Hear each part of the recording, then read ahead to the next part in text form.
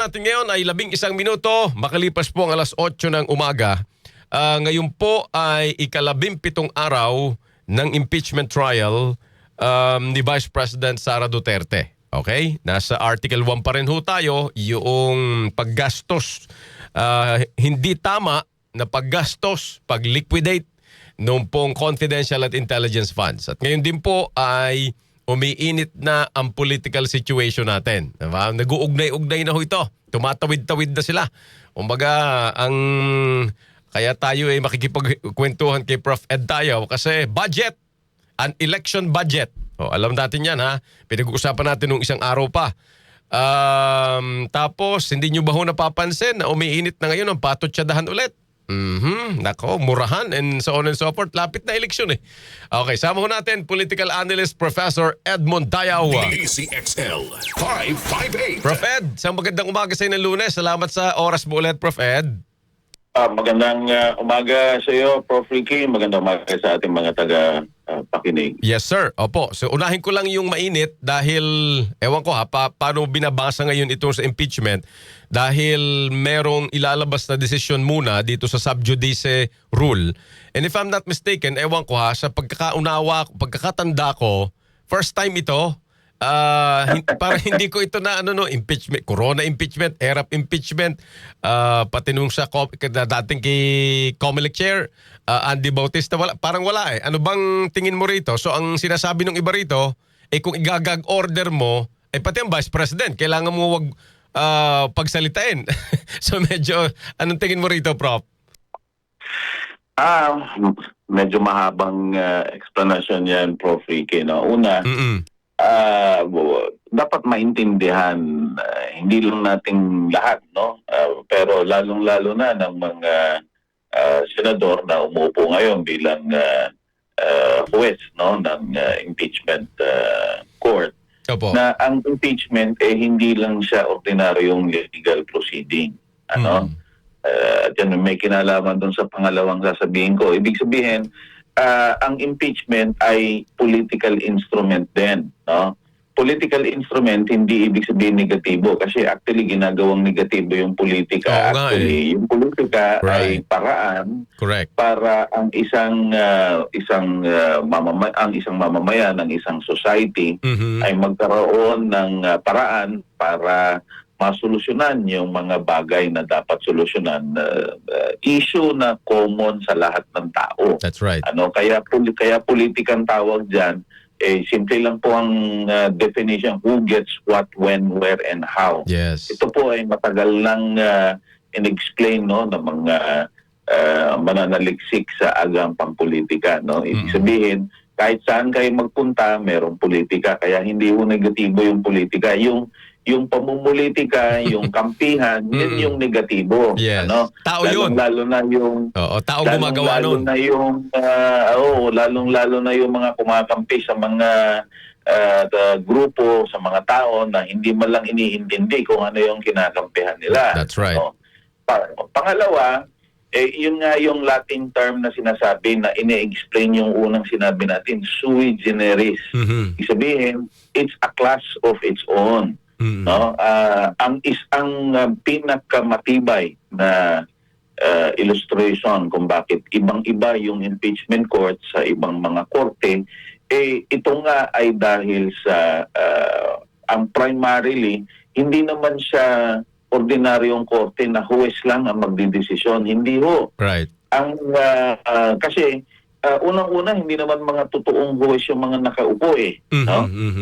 Lalong-lalo na yung mga yung mga kulang sa pag-iintindi, no?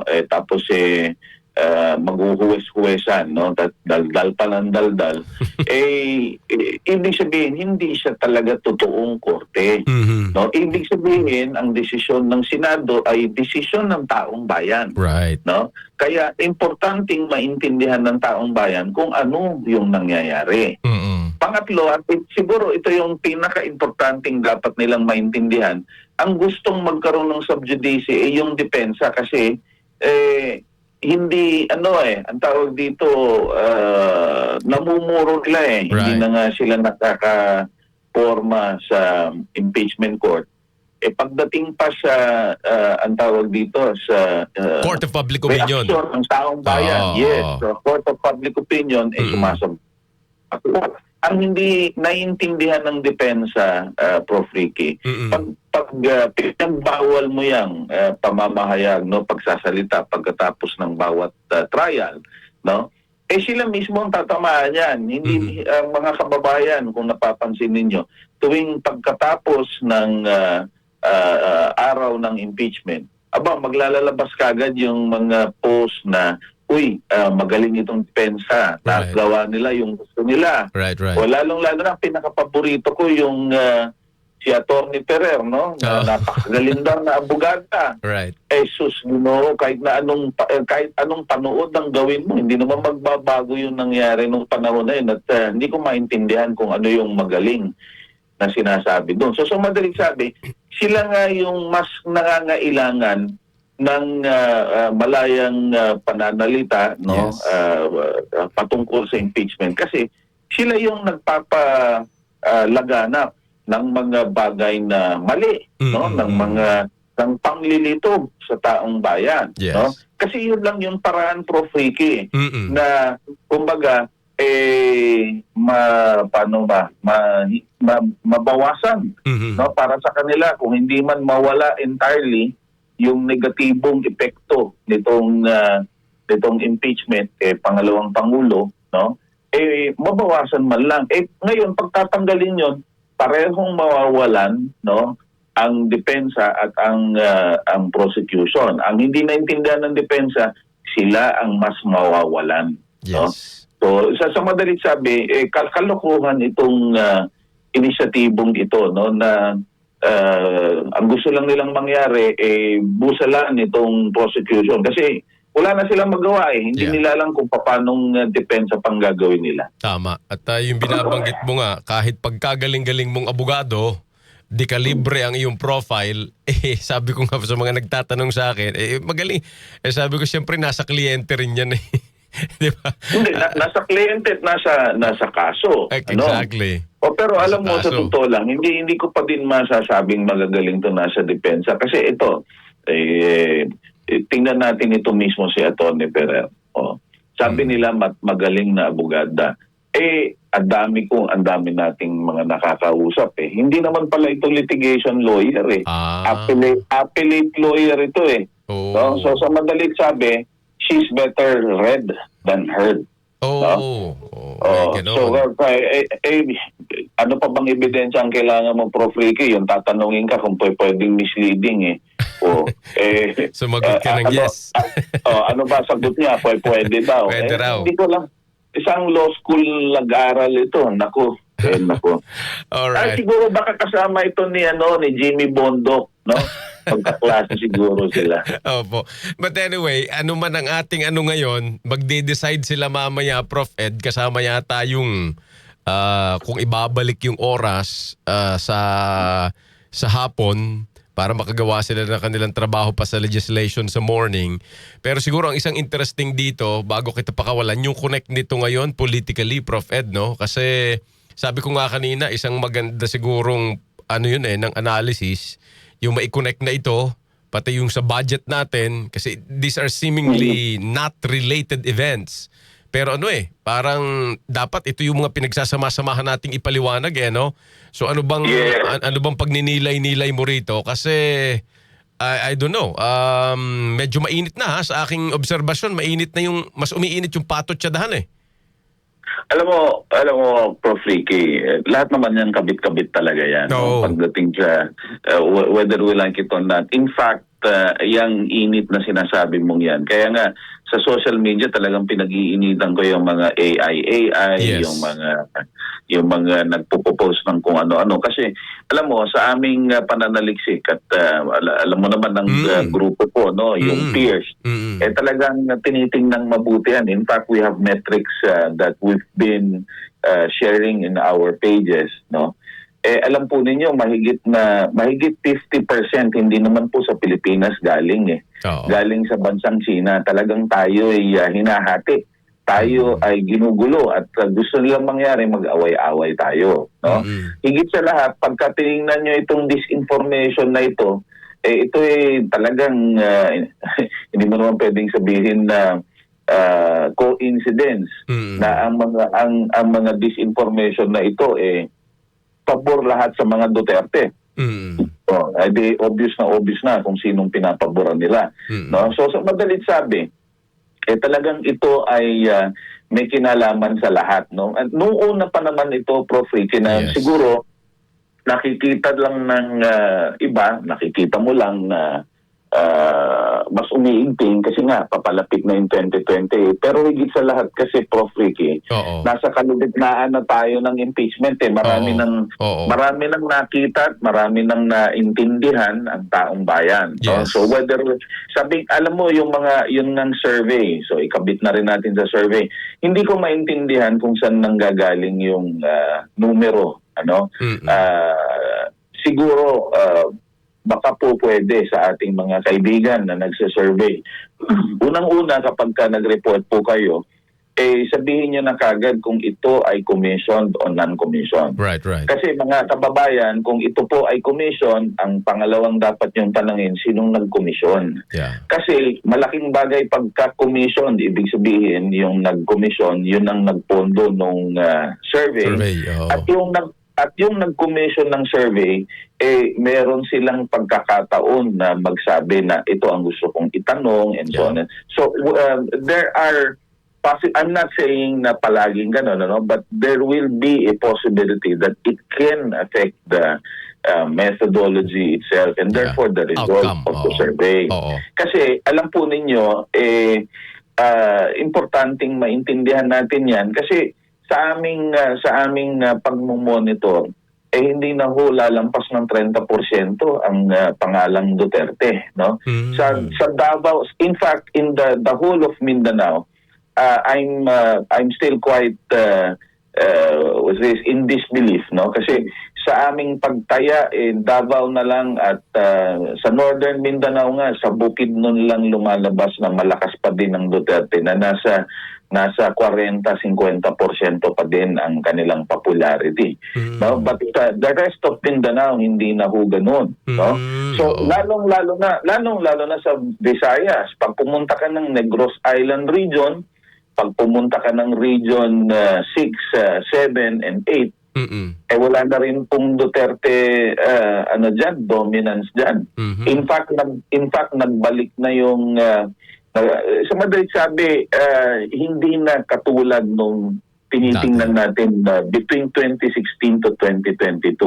In fact, yung Liberal Party thinking, I'm not saying pabor sila sa Liberal Party kasi wala pa namang kumakatawan sa Liberal Party, so to speak, no? Pero definitely from our monitoring, wala na ho, malaki na yung 30%. Sa madalit sabi, pagdating ng 2028, no? I don't think Duterte is going to make it, especially kung two-way or up to three-way race, medyo mahihirapan talaga yan. So, finally, Prof. Ricky, sabi mo, ikabit natin sa eleksyon.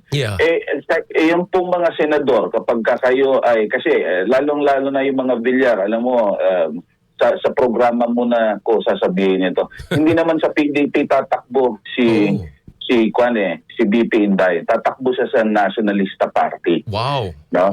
Kaya ang mga Villar, hindi ko na inaasahan yan na tawag dito, intindihin pa yung ebidensya. Sa impeachment. No? Yes. So sa madalit sabi, kaya ko nabanggit yan, no? Kung ikaw ay senador at hindi mo na iintindihin at hindi mo na ibabase sa ebidensya yung boto mo kasi inaasahan mo, Inday ang magiging Pangulo ng 2028, mas maganda siguro magpa-survey ka muna. Intindihin mo mabuti, no? Bago ka tumaya ng nakapiring ang mata. No? So, yun ang tingin namin diyan, Prof. Ricky. We're not there's no letdown, so to speak, because whether we like it or not, what's going to happen in 2028 is really going to be very crucial, Prof. Ricky. I agree. Ay nako, kaya nga sabi ko ngayon, naririnig ko ulit, nasa kalagitnaan, sabi mo nga, yung pinalulutang uli usapan ng bilang. Oo, kung sa 2/3, 16, yung mga ganun. So, kailangan bantayan din natin ito. Kasi nga, at the end of the day, parang, sige, nakalatag yung mga ebidensya natin and so on. Pero butuhan, at the end of the day, Prophet Ang i-recommend ko sa iyo, Prof. Ricky, i-contactin mo yung citizens jury. Citizens jury, nagsama-sama yung mga dekano ng mga graduate schools of law, dekano ng mga college of law, no?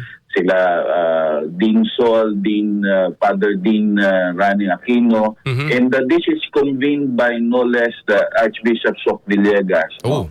Maraming mga mabibigat diyan, no? Katulad ni Justice Ascuna, no? Ni Dean Jamay Gatdula, no? Marami diyan na pwede nating tanungin at totoo yung sinasabi mo, medyo mabigat na usapin yang yung number of votes, no, that will convict or acquit the Vice President. Right. Sige. Thank you for that recommendation. Kasi nga, siguro magandang pinag-uusapan na rin yun Kasi kung heavily invested tayo rito, at parang ang may perception na nagsasayang lang man tayo ng oras kasi may binanggit ka ng mga politiko nga kanina na hindi natin Prophet, di ba hindi natin naririnig Ano bang nila? Ano bang pag-assess nila? We have been seeing Senator Judge paulit-ulit na sila. Pero yung iba, maganda siguro, di ba, kung nag-a-account ng taong bayan, ano bang inyong pagtitimbang-timbang ngayon? O talaga bang boboto na lang kayo towards the end? Mga ganon. Alam mo, kaya nga tama yung sinabi mo kanina na kabit-kabit nga talaga yan Yung sinasabi nilang selective justice, halimbawa. Alam mo, matatawa ka na lang sa mga binibitawang salita ng mga DDS Pag sinabi po kasing selective justice, hindi naman nawala yung justice. Yes. Ang ibig lang sabihin po nun sa Tagalog, una-una lang. Hindi naman ibig sabihin na ang nakasuhan ngayon puro mga katropa ninyo. Ibig sabihin libre na yung mga nasa administrasyon. Sigurado ko magtutuloy-tuloy yung sisihan na hindi naman nawawala yung baha Prof. Ricky. Right. So sa madalit sabi, hindi makakalimutan yan at kahit natapos na ang termino ng Pangulong Marcos, kung talagang merong ebidensya na siya ay sangkot dito, naku, siguradong magiging erap the second yan kung ganyan ang mangyayari. Ngayon, ang sinasabi ko lang dito, yung mga nauna kasi, whether we like it or not, Prof. Ricky, kitang-kita mo yung ebidensya. No? Hindi matatanggi. Hindi ito katulad nung Malita Chronicles. Yung paborito ko yung Malita Chronicles na yan. No? Kasi napakatinding kwento. Wala namang documentary, wala namang object evidence. Tapos ang gusto pang mangyari, chorus sila palaging iimbitahan. Nakita na ho natin mga kababayan sa impeachment court. Isa-isa lang po tinatawag ang testigo. Hindi naman 2, 3 o 18 yung tinatawag diyan. Ngayon kung kayo po magpapaloko pa din hindi ko na wala na akong masabi. Because on the other side, it is only meant to to agitate the public naman talaga. Exactly. Ang gusto kasi nilang mangyari dahil nga alam na nila na tagilin sila sa 2028. That's right. Wala nang halalan. That's no? right. EDSA na lang kaagad. Kaya nga. Kaso wala naman nangyayari sa mga nila. No? Lalo na yung mga retired generals Prof. Ricky, yun yung nakakabuisit talaga no? Ang kukulit. Nako. Sige, Prof. Ed, as always, kahit na mabilisan ang ating pagtawag sa iyo, ikaw ay handang tumugon. Sana yung yung peers, pakipadalhan mo din kami ng mga result, si Jen. Yeah, I will.